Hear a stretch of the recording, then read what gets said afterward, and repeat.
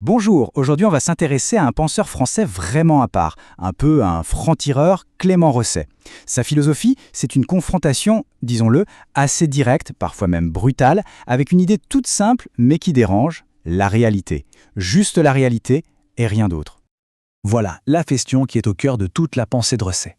Pourquoi cette tendance qu'on a tous à préférer les illusions, les espoirs, les croyances, à la simple présence de ce qui est là sous nos yeux? C'est ce qu'on va essayer de comprendre. Faut savoir que Rosset il s'est toujours tenu à l'écart des grands courants de son époque, surtout de l'héritage post-Heidegger. Son style est très différent, c'est bref, c'est percutant. Et son œuvre est restée assez confidentielle pendant longtemps. Pourquoi? Justement parce qu'il refusait de construire des grands systèmes compliqués pour tout expliquer. Cette phrase, c'est une véritable provocation. C'est une attaque en règle contre plus de 2000 ans de philosophie. Pour Rosset, la plupart des penseurs n'ont pas vraiment cherché à comprendre le réel, mais plutôt à construire des mondes parallèles, des sortes de refuges pour l'esprit, histoire de mieux lui échapper. Allez, entrons maintenant dans le vif du sujet. Pour Rosset, il y a une sorte de maladie fondamentale de l'esprit humain. Ce besoin constant de créer un double à la réalité, juste pour supporter le fait qu'elle soit unique et inévitable. Et voici la distinction centrale chez lui. D'un côté, on a le réel, il est singulier, il n'y a pas d'alternative et il est souvent cruel. Et de l'autre, on a son double, toutes les illusions qu'on se crée, qu'elles soient politiques, religieuses ou même amoureuses. Ce sont des refuges, bien sûr, c'est réconfortant, mais pour Rosset, ça nous détourne de la seule chose qui existe vraiment. Alors là, on touche à un de ses concepts les plus forts. Pour Rosset, la vérité n'est pas faite pour nous plaire. Toute tentative d'adoucir ce qu'il nomme les aspérités du réel est en fait une forme de mensonge, une fuite. La vérité, par nature, est cruelle. Cette citation, elle illustre parfaitement ce conflit intérieur qui nous pousse à créer ce fameux double. On est complètement déchiré. Une partie de nous veut la vérité, c'est sûr. Mais une autre a une peur bleue de la souffrance que cette vérité pourrait bien nous infliger. On en vient maintenant au concept le plus provocateur et souvent le plus mal compris de Clément Rosset. Un mot qu'il n'utilise pas du tout comme une insulte, mais vraiment comme la clé de voûte de toute sa vision du monde. Non, Rosset ne dit pas que la réalité est stupide, évidemment. Le sens qu'il donne à ce mot est bien plus profond. Pour le saisir, il faut revenir à son origine, au grec ancien. Et voilà, la clé est là. L'idiotie du réel, c'est son caractère absolument unique.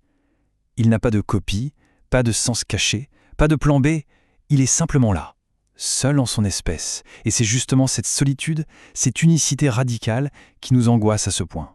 Et il utilise cette métaphore assez savoureuse pour rendre l'idée plus concrète. Comme un âne qui refuse d'avancer, quoi qu'on fasse, la réalité est têtue. On peut bien essayer de l'ignorer, de la tordre dans tous les sens. Elle reste ce qu'elle est, totalement indifférente à nos désirs. Mais alors, que se passe-t-il quand on ne peut plus fuir? Quand le réel s'impose à nous sans aucun filtre? Eh bien, la philosophie de Rosset, elle a été mise à l'épreuve du feu par l'expérience la plus intime et la plus douloureuse de sa propre vie. Rosset reprend cette phrase de Nerval pour parler de ce qu'on appelle aujourd'hui la dépression. Et cette citation, elle donne tout de suite le ton. La maladie n'est pas une distorsion de la réalité, mais au contraire une vision insoutenablement lucide du réel. Là, on n'est plus dans la théorie. Pour Rosset, sa dépression, ça a été une immersion totale, brutale dans ce réel dont il parlait. Le moment où toutes les illusions, toutes les protections psychologiques qu'on se construit se sont effondrées. Et cette confrontation directe avec le réel, elle a un coût terrible. Il décrit un effondrement énergétique complet, un épuisement total, physique, moral, qui mène à un sentiment d'étrangeté écrasant, comme si le monde devenait d'un seul coup méconnaissable. Une souffrance si profonde qu'il la nomme une désespérance au-delà de toute désespérance. Et c'est là que sa pensée devient vertigineuse.